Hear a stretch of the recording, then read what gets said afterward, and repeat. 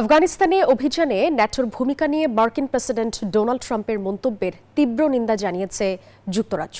এমন দাবিকে অপমানজনক বলে আখ্যা দিয়েছেন ব্রিটিশ প্রধানমন্ত্রী কিয়ার স্টারমার। একই সঙ্গে এই ধরনের উক্তি বাস্তবতার সঙ্গে সামঞ্জস্যপূর্ণ নয় বলে জানিয়েছেন সাবেক ব্রিটিশ কর্নেল। এদিকে আফগানিস্তানে দায়িত্ব পালন করা ন্যাটোর সেনাদের আত্মত্যাগ সম্মান পাওয়ার যোগ্য বলে মন্তব্য করেছেন প্রিন্স হ্যারি।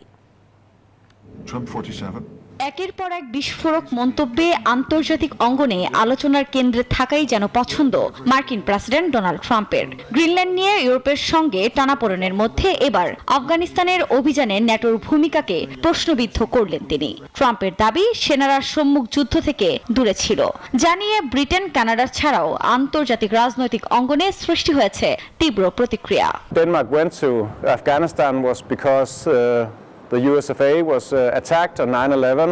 এমন দাবিকে অপমানজনক বলে আখ্যা দিয়েছেন ব্রিটিশ প্রধানমন্ত্রী Keir Starmer. Donald Trump would be that you need to turn around and say these are unfortunate remarks. ট্রাম্পের আফগানিস্তানে সম্মুখ সারিতে যুদ্ধরত ব্রিটিশ এবং অন্যান্য ন্যাটো দেশগুলির অবদান মনে রাখা উচিত। এই বিষয়ে তিনি সম্পূর্ণ ভুল। In places like টানা তৃতীয়বার অর্জন করেছে দেশের সেরা সুপার ব্র্যান্ড স্বীকৃতি বসুন্ধরা টিস্যু।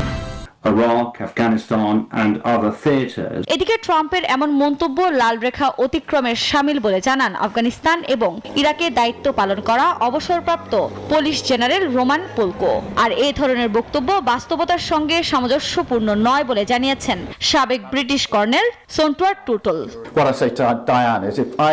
আফগানিস্তানে আমাদের 457 জন সদস্য প্রাণ হারিয়েছেন, আরো অনেকে পঙ্গুত্ব বরণ করেছেন।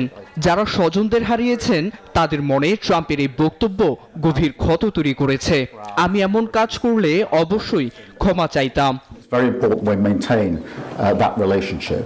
এরই মধ্যে আফগানিস্তানে দায়িত্ব পালন করা ন্যাটো সেনাদের আত্মত্যাগ সম্মান পাওয়ার যোগ্য বলে মন্তব্য করেছেন প্রিন্স হ্যারি।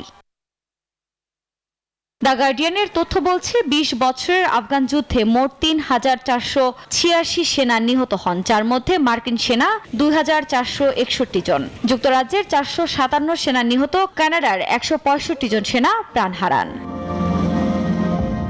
আফরিন মৌ, নিউজ 24।